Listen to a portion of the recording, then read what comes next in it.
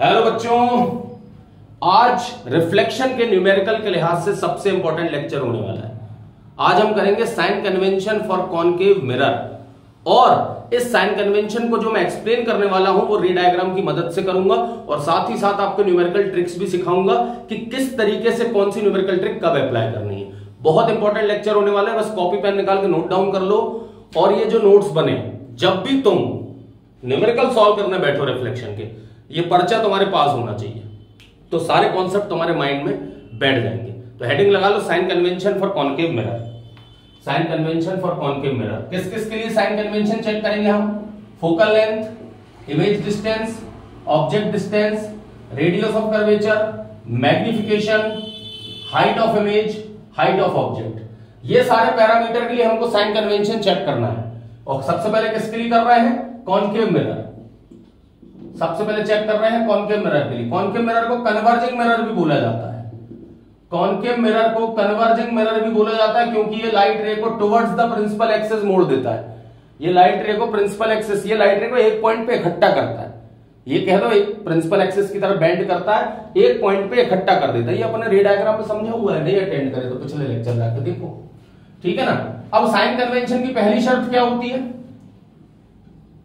कुछ कंडीशंस बता दूं आपको, basic conditions of sine convention. ये कॉनकेव मिरर है, लाइट रे हमेशा लेफ्ट टू राइट आती है, मतलब यहां से इस तरफ आएगी लाइट रे। ये इंटरनेशनल सिस्टम एक्सेप्टेड है कि जब भी आप रे डायग्राम बनाएंगे लाइट रे कहां से कहां आएगी? लेफ्ट टू राइट आएगी। Light ray always travels from left to right. ऐसे तो कहीं भी ट्रेवल कर सकती है, पर रे डायग्राम बनाते समय आपको लाइट रे कैसी लेनी है? लेफ्ट टू राइट लेनी है। दूसरा नियम होता है every distance should be measured from pole. Every distance should be measured from pole. इसका क्या मतलब है? मान लो ये सेंटर ऑफ कर्वेचर है या आपका फोकस है, तो वो कहता है जो डिस्टेंस आपको मेजर करनी है वो पोल से मेजर करनी है।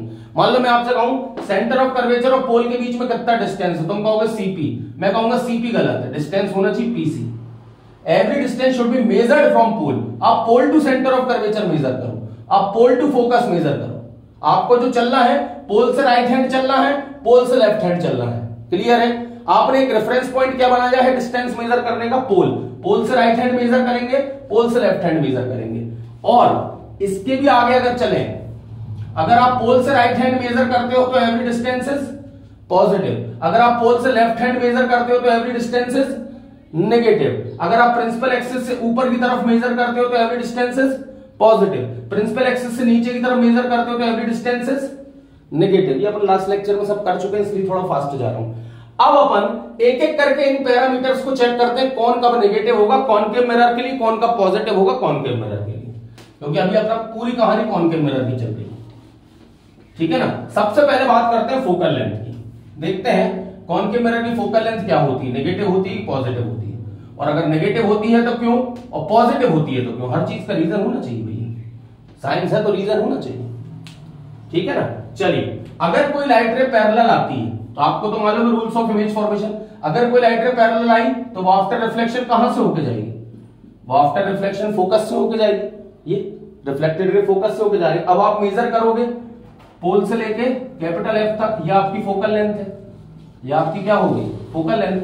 आप लोग सब जवाब दे सकते हो कि कॉनकेव मिरर की फोकल लेंथ हमेशा कैसी होगी? कॉनकेव मिरर की फोकल लेंथ हमेशा कैसी होगी? नेगेटिव, क्योंकि आप कहां मेजर करोगे? पोल से लेफ्ट हैंड पे मेजर कर रहे हो। पोल से जब आप लेफ्ट हैंड पे मेजर करोगे तो कॉनकेव मिरर की फोकल लेंथ हमेशा कैसी हो जाएगी? नेगेटिव हो जाएगी, क्योंकि कॉनकेव मिरर का फोकल लेंथ आपको हमेशा जो फोकस मिलना है वो हमेशा लेफ्ट हैंड साइड पे मिलना है। जब कॉनकेव मिरर का फोकस आपको हमेशा लेफ्ट हैंड पे मिलेगा तो फोकल लेंथ हमेशा के लिए क्या होगी? कॉनकेव मिरर की focal length is always negative. चलिए, फोकल लेंथ चेक कर ली, फोकल लेंथ हो गई। अब अगला रे डायग्राम बनाते जाना साथ में। अब ऑब्जेक्ट डिस्टेंस चेक कर लेते हैं। ऑब्जेक्ट डिस्टेंस जल्दी जल्दी करते जाओ।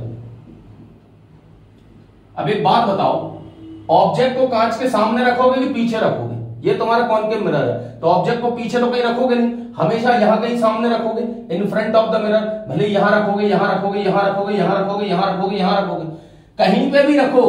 तुम पोल से किस तरह मेजर करोगे ऑब्जेक्ट डिस्टेंस? तुम पोल से ऑब्जेक्ट डिस्टेंस को किस तरह मेजर कर रहे हो? तुम लेफ्ट हैंड साइड मेजर कर रहे हो, मतलब object distance is always negative. ये तो हमेशा याद करके रखना, कोई सा केस हो कॉन्वेक्स लेंस हो, कॉनकेव लेंस हो, कॉनकेव मिरर हो, कॉन्वेक्स मिरर हो, object distance is always negative. Object distance is always negative, क्योंकि ऑब्जेक्ट हमेशा आप कहां रखते हो, लेफ्ट हैंड साइड रखते हो, क्योंकि आप मान के चल रहे हैं लाइट रे लेफ्ट टू राइट जाती है, तो ऑब्जेक्ट लेफ्ट में होगा तभी तो लेफ्ट टू राइट जाएगी ना लाइट रे, हम मान के चल रहे हैं। तो object distance is always negative in all cases, in all mirror, in all lenses. ये तो एक सिस्टम याद हो गया। अब इंपॉर्टेंट पॉइंट, इमेज डिस्टेंस, जहां पे बच्चों का कंफ्यूजन चालू होता है तो होता है।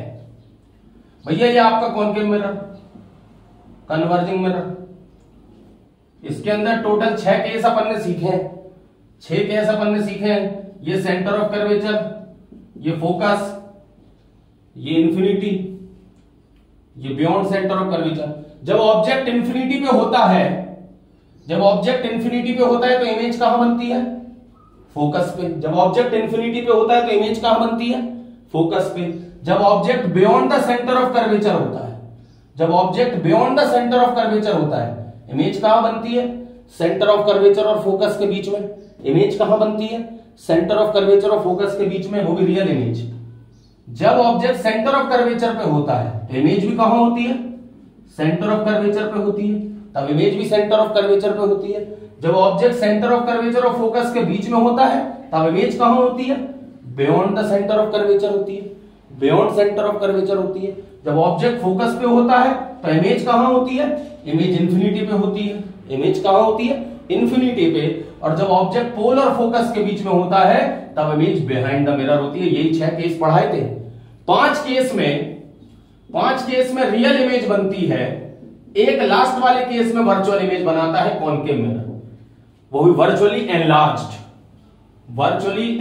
इमेज बनाता है। एक केस में वर्चुअली एनलार्ज्ड इमेज बनाता है, 5 केस में रियल। तो याद रखना, जब भी रियल इमेज बनती है वो हमेशा सामने बनेगी, इन फ्रंट ऑफ मिरर। जब भी रियल इमेज बनती है वो इन फ्रंट ऑफ मिरर बनेगी। जब भी रियल इमेज, मान लो ये कॉनकेव मिरर है, जब भी रियल इमेज बनेगी वो तो इन फ्रंट ऑफ मिरर बनेगी, इस तरफ। मतलब आप पोल से कहां मेजर कर रहे हो, लेफ्ट हैंड पे मेजर कर रहे हो, मतलब नेगेटिव। और यदि वर्चुअल इमेज बनेगी तो वो other side of the mirror बनेगी, मतलब बिहाइंड द मिरर बनेगी, मतलब right hand side of the mirror बनेगी, यानी कि पॉजिटिव। मतलब मुझे क्लियर हो गया, V यदि नेगेटिव है तो इमेज कैसी रही होगी, रियल एंड इन्वर्टेड। V यदि पॉजिटिव है तो इमेज कैसी रही होगी, वर्चुअल एंड इरेक्ट। अगर इमेज नेगेटिव आई है तो इमेज कैसी रही होगी, रियल एंड इन्वर्टेड। यदि इमेज पॉजिटिव आई होगी तो इमेज कैसी रही होगी, वर्चुअल एंड इरेक्ट। क्लियर है। और कॉनकेव मिरर का बहुत प्यारा सा केस है, ये आपको पता लग गया, ये 3 आपको पता लग गया। रेडियस आपको, अगर फोकल लेंथ ऑलवेज नेगेटिव तो रेडियस भी नेगेटिव, क्योंकि जो फोकल लेंथ होता है रेडियस के हाफ होता है। तो यदि फोकल लेंथ नेगेटिव है तो रेडियस भी नेगेटिव होगा। क्लियर है भाई। चलो, तो मतलब V का केस क्या हो गया, V यदि नेगेटिव है तो इमेज रियल एंड इन्वर्टेड है, V यदि पॉजिटिव है तो इमेज वर्चुअल एंड इरेक्ट है। तो ये V भी पता चल गया आपको।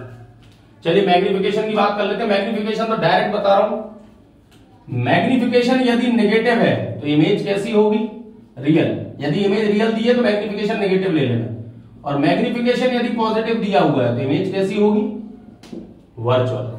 इमेज कैसी होगी, वर्चुअल। चलिए हाइट ऑफ इमेज और हाइट ऑफ ऑब्जेक्ट के बारे में बात कर लेते हैं।